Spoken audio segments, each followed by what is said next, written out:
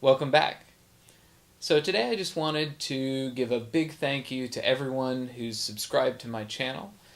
I recently passed the 100 subscriber mark, and although that's not a ton of people, that's more than I honestly thought I would ever get. So just big thank you to everyone who's been watching the videos, subscribing, liking the videos, leaving good positive feedback. And actually, a big thank you for I had a couple of trolls leave some of the most hilarious negative feedback I think I've ever seen. So thank you for a nice laugh. But also a special thank you to all the people in the YouTube gaming community that have kind of reached out to me. Everyone's been very welcoming, and I've met some really very cool people from all over the world. Who are interested in the hobby, and it's nice to just run into so many nice people. When I started the channel, I wasn't. I was actually pretty certain that I was making a mistake. That this was probably not a good idea. My schedule tends to be very busy. I know most of you guys don't know me in real life, but right now I'm working on my PhD in musicology. I'm also an adjunct professor, so at a different school, and both of them, one is I go to school in New Brunswick, New Jersey, and I teach in Hoboken, and I live in Washington Heights, which is in Manhattan. So any of you who are familiar with the geography, it takes me several hours to get to where I need to go every day. So my life is kind of hectic, and honestly, part of the reason I started doing this is that I have a hard time with hobbies that don't allow me to create something or something of that nature. And I do a lot of reading too, but I like to have sort of creative hobbies, and this way, it was kind of a nice way for me to kind of get away from from everything else in in life, and and not the PhD work isn't rewarding in its own way, and teaching certainly is one of the absolute highlights of my life. Students are really great to it's really easy in music. It's kind of a crappy business to be in monetarily, so it's really easy to get kind of jaded in the music business. But I think working with young students kind of helps, because they're still young enough that their attitudes haven't been as misaligned as mine, and so it's kind of nice. They come in with lots of excitement, and especially for I've taught music appreciation and history of rock and roll and jazz appreciation, and for those kind of classes you have a lot of non-musicians, and they're hearing a lot of this music for the first time, and it's it's really it's kind of invigorating, kind of sharing some of your favorite music, and of course they don't like all of it, but there's lots of good reactions to that, and so it kind of gets you excited about it again. So, but regardless, I don't know why I got off onto that tangent, but this is gonna be a very rambling video. I apologize, but so yeah, the point is, even as much as I love everything that I do, all the performing, the scholarship, and all that sort of thing, I sometimes I need a break from it. I need to do something else that I can do. And this has sort of filled that void. And I've been collecting games for a while, and most of my friends are not into it, so it's kind of nice to kind of meet other people that are into the hobby, see some of the really cool mods, and see people's setups and all that sort of thing. It's always very cool, and it's awesome to see what kind of great things other people are doing. So yeah, basically, I just wanted to thank everyone for supporting me, and I'm going to keep this thing going as much as I can, and I'm thinking that I might do some more more synth stuff, more music stuff, and some more vinyl and reel to reel tape, and maybe 8-track and that sort of stuff. If let me know if you guys are interested in that. I'll maybe sort of gauge from the feedback what what you guys would like to see. I'm going to keep the gameplay stuff coming, and for right now, I'm going to show you a non-gaming related project that I've been kind of working on. Actually, sort of two projects that have molded into one, and one very important gaming related pickup. So let's take a look. All right, so the first thing I wanted to show you guys is I've been thinking about this for a little while, but this is actually my first homemade amplifier, and it's pretty easy to make. Honestly, you can get all of the parts at Radio Shack for pretty cheap. You can get them cheaper online, but just for convenience sake, I just went with the Radio Shack parts for right now. But anyway, it's powered by a 9-volt battery. Go ahead and turn this down. And this speaker here is honestly, it's a real piece of crap. I mean, it's terrible. So the sound quality is not great at this particular moment. But usually when people make these things, they put them into cigar boxes or some sort of small box of some nature. The only thing that's kind of odd for me anyway is I found that the volume, this is supposed to be the volume control, and this is the rheostat, which controls how much power is going to the speaker. I actually end up using this for the volume control because volume control doesn't really adjust a whole lot. So anyway, the input is your usual, let's see, sorry, I haven't been looking through the camera here, is your usual 1/4-inch input.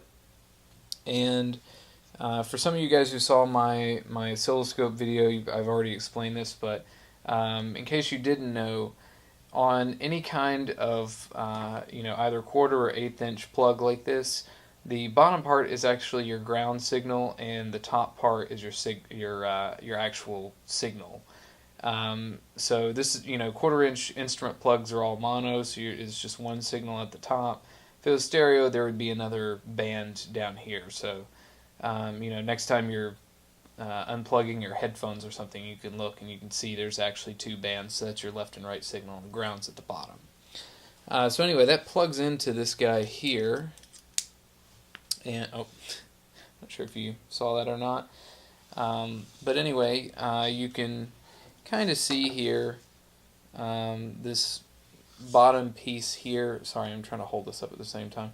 This bottom piece here gives you your signal, and then the actual sheath that it goes through, gives you your ground. So, what I'm going to show you now, just to kind of test it out, is if I can get all this stuff laid around here. And I have no idea what this hole saw is doing in here, but that's a bonus.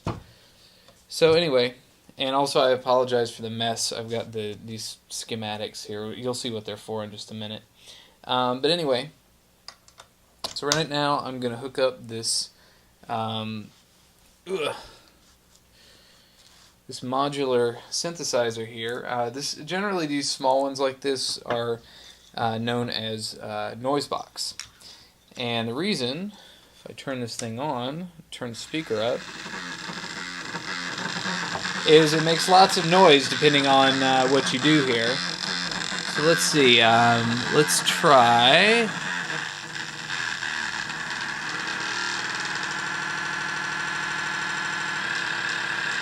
It's got kind of like an engine sound here.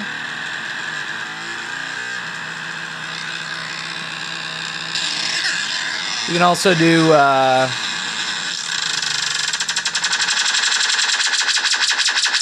maybe like a laser beam or something. I don't know if you can even hear me anymore.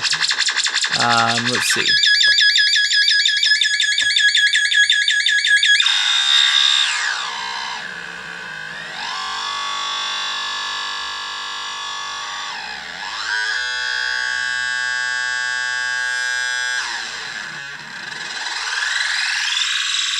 All right, so you get the point.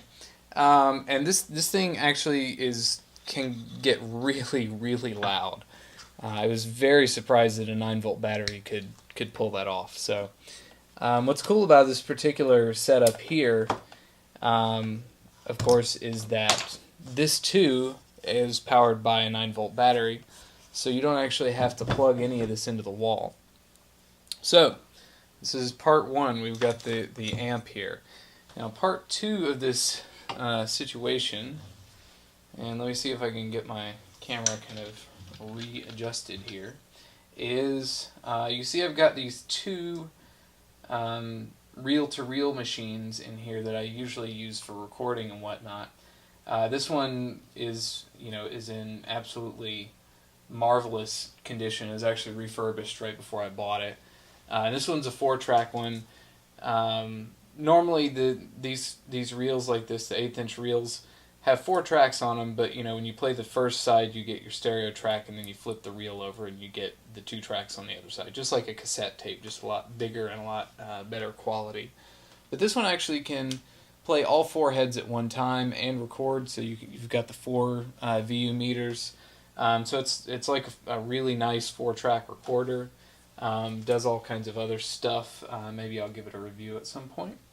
So I had this other one here. This is the Sony TC630D. It's a very, very popular reel-to-reel, and for good reason. It's actually, this is a very nice reel-to-reel system, and it's typically pretty reliable. There are a few problems that these generally have. The problem that I had with this one, and the reason that there's a big gaping hole here, is that the motor that powers the reels actually burned out. And for those of you who know about reels and you're going to send me hate mail for doing this, no, it was not this gigantic, this gigantic capacitor. It was not the problem. The motor itself was just completely burned out. So I didn't want to have to buy like another one of these and try to put 2 together, or just buy another one in general. Because I honestly didn't use this one a whole lot since I had this guy next to it. But it really seemed a shame to throw out the preamp, because the preamps in these machines are the valve preamps, or tube preamps. So you get a really nice warm sound out of these. So some people actually, instead of paying tons of money for the new tube preamps, a lot of times people will take these machines that have the reel part is busted, and they'll just take the preamp out of it, put it in its own box, and it's good to go. Now that's what I was going to do with this one, but I changed my mind partway through the whole deal, which is why I put it back in the big shell here. Now, of course, all of the knobs and everything that kind of makes it look nice, I've taken off of it just because I was taking this panel off to try to work underneath. But essentially what I'm going to do, first of all, it's got 2 mic inputs here, and these are 1/8" plugs. Let's see, just like on this one here. And, that's fine and all, but I would rather not use 1/8" plugs, because nothing really uses that. You can see for the time being I've been testing it, so I've just got like a little mic adapter, but for XLR. But what I'm actually going to do, I was originally going to put 2 XLRs in here, but I've decided instead to do, let's see, a 1/4" plug like this guy. And those will be really easy to install right here. And that means also, because part of the problem with the XLRs is I'd have to drill this hole out bigger, and I'd rather not do that if I don't have to. So I have 2 1/4" inputs, And what they're going to go to is two speakers that are made. I'm going to actually make an amp in here, 2 amps, and they'll power two speakers separately. And the power will probably be coming from this power supply, which is the power supply for the machine. Now it used to be up here, but I just moved it down here for convenience. So what's going to happen is the signal will go into these two mic inputs through the tube preamps and then into the amp. So it actually warms the sound up quite a bit. And I've tested this out just with my soundboard, and it actually sounds really good. So anyway, so as far as the speakers are concerned, let me go grab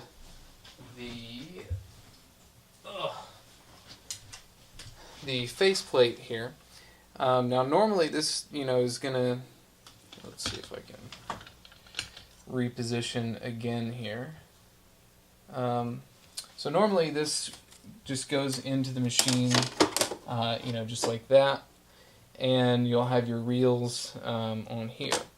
So what I'm actually gonna do is, I don't have them in yet, but I've ordered a couple of 3-inch speakers. Now this one, where is it? This one here is a 4-inch speaker, but the basic idea is going to be, there we go, something of that nature. So it's going to be a 3-inch speaker, but so it'll fit better. But this is sort of the general idea of what I'm going to have. I'm going to have the two speakers in the, the two holes where the reels actually used to be.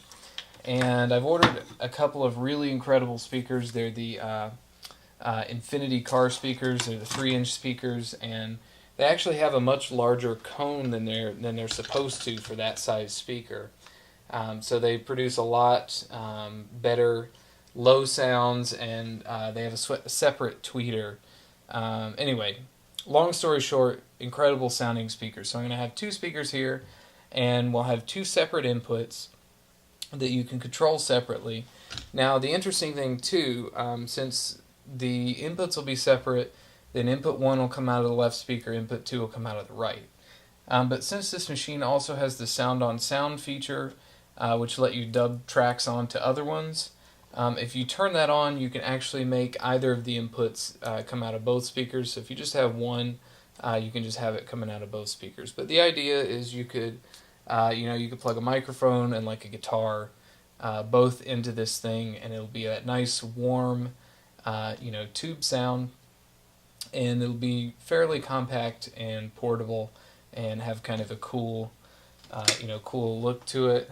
So you can see it actually, it turns on, it works. I won't test it in the video, but anyway, so that's that. I don't know why my camera just sort of went crazy there all of a sudden. What in the world? So anyway, there's only one other thing that I wanted to talk about, and that is my 32X collection. Now, I know a lot of you guys hate this console, but I did make the New Year's resolution to collect all of the games. I only have about 4 left.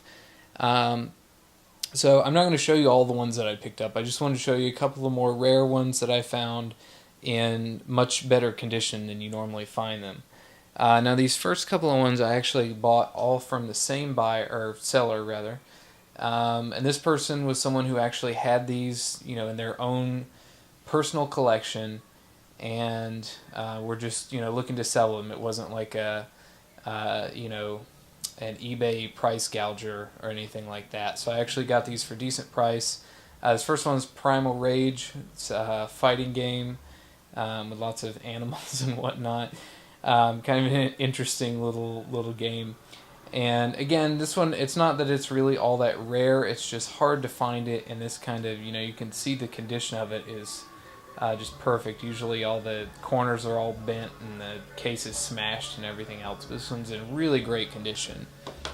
The next one here has become a favorite of mine. This is Blackthorn.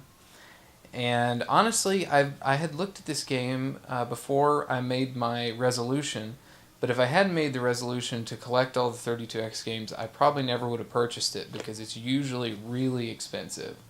Again, I got a really good deal on this copy, and it's, you can see it's just mint. But in case you don't know about this game, this actually was the first game released under the Blizzard banner. Of course, Blizzard had been around for a little bit before, but they didn't actually release games under that name. I forget what the name of the company was before. But anyway, I was thinking about doing a review of it since they just released the new Diablo. But anyway, very cool game, lots of fun. And it came out on the Super Nintendo as well, but this version looks far superior. Also, Calibri, and this is a really, really weird game. It's like a hummingbird shooter, I guess you could say. It's really strange. I played through a couple of levels. I spent most of the time just trying to figure out what in the hell I was supposed to do. But looks kind of interesting, and this one again, in this sort of condition, usually goes for quite a bit. So, and the last but not least, the one that people usually look for the longest, trying to find one in decent condition that isn't going for an absolute fortune. Yes, I do have a copy of Spider-Man Web of Fire, and as you can see, it's complete in box, and this one is in absolutely stunning condition. So yeah, I'm very happy about this. The game's alright, not all that great, to be honest. It's okay, but I certainly would never pay the kind of prices that you usually have to pay for this game. But I think it was the last game released for the 32X, or at least one of the last ones. And from what I understand, there are very few copies of this made, so there's just not that many out there. Most of the ones that you find, like on eBay and whatnot, will be just the cartridge only. And I mean, people try to sell these things for like, $150 just for the cartridge, which is crazy. Don't ever pay that much for a game. So anyway, just wanted to give you guys a quick little update on my growing 32X collection. It's almost complete. The only game that I'm really missing right now that's hard to find is T-Mech, and I've been looking for a boxed copy of that. That's what's so hard to find. But anyway, I hope you guys enjoyed the video. Once again, thanks for all of my subscribers. I hope this wasn't too long and boring, and thanks for watching.